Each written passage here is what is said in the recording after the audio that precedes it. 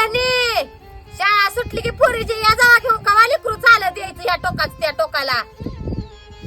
बर घेऊन येतो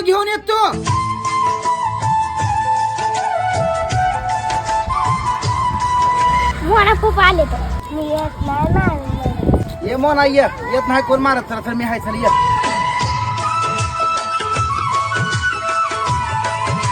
बया माझी दीदी आली वाटतं, भुकेली असेल बया पोरगी. तुम्हाला काय कळतं मिळतं का सांगितलं वा? तीनदा त्या भावाच्या पुरीला आणा का म्हणलं का तिला आत्ताय ती आत्ता का तुमच्याला कधी? अगं त्यांनी केलं म्हणून आपण करायचं नसतंय.